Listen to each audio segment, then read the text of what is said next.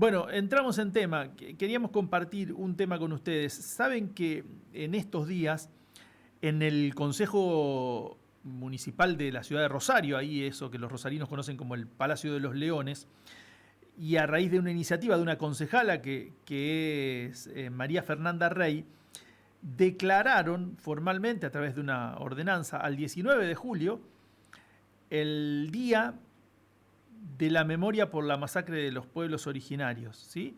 Y esto tiene que ver con la memoria Cuom y Mocoy por un hecho que ocurrió en 1924 en el Chaco. Eh, Vamos a situarnos en tema. Está buenísimo que hayan declarado la jornada, en la jornada la conmemoración como el día de calendario para recordarlo, ¿no? La formalidad.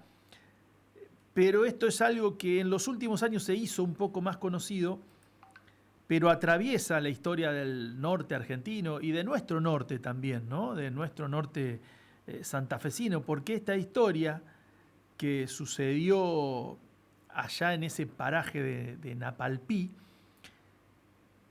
puede haber sucedido en un montón de otros lugares. Mañana nos va a venir a visitar o vamos a charlar con Alicia Barberis, que también estuvo trabajando sobre masacres de pueblos originarios, pero la de Napalpí es muy emblemática.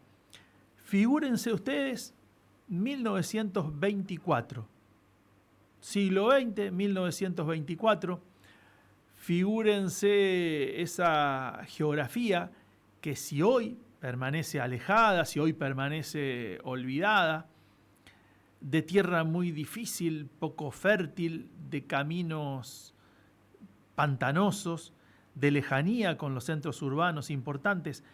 Casi que no había en aquel 1924 centros urbanos importantes todavía en el Chaco.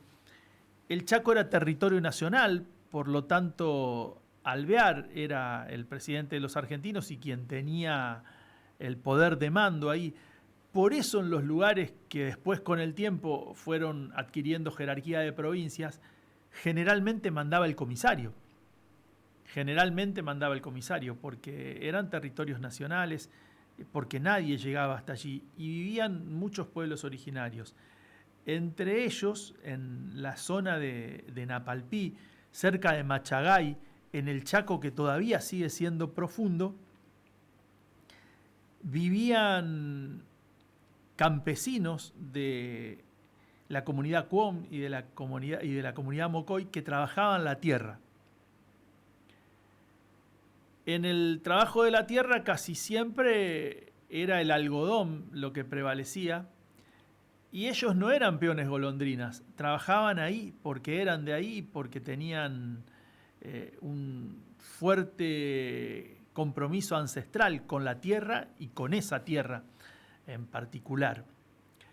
Pero en un momento determinado, el gobierno o los capangas, que eran los dueños de los campos y que eran socios del gobierno en el modo de proceder y en el modo de concebir el mundo y en el modo de concebir la relación de esclavitud con los pueblos originarios, les dicen que por ese año lo que les iban a pagar para cosechar el algodón era mucho menos que lo que le pagaban siempre.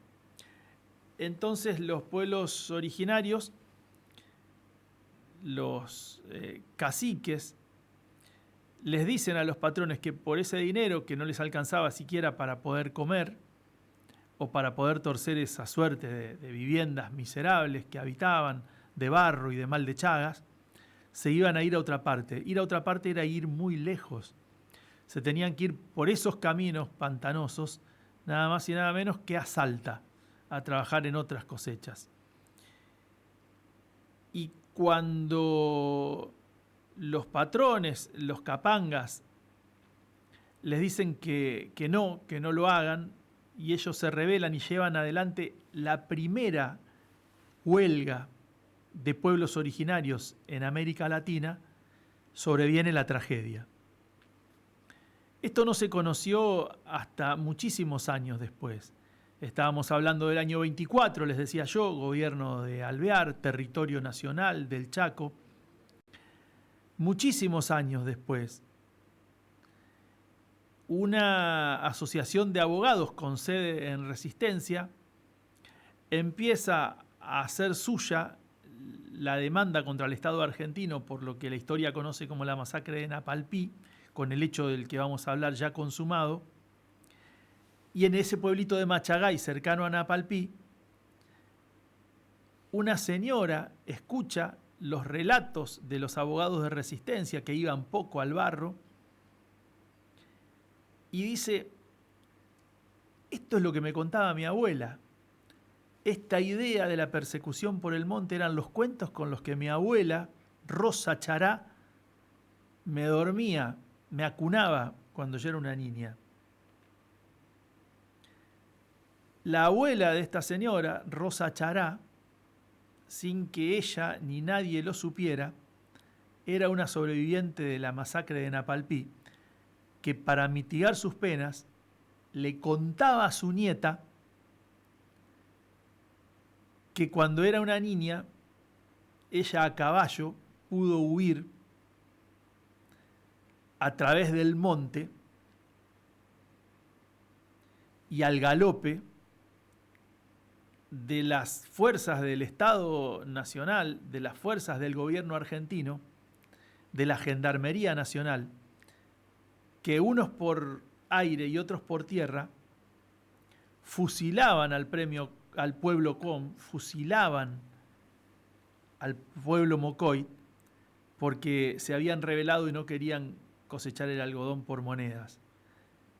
Y Rosa Chará le contaba a su nieta que cómo lo habían hecho.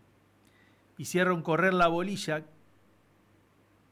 que ante un pueblo aislado iban a recibir asistencia alimentaria. Primero les prohibieron trasladarse. Los encerraron en ese sitio, en Napalpí, en ese paraje, y desde un avión les tiraban comida como si se tratara de perros.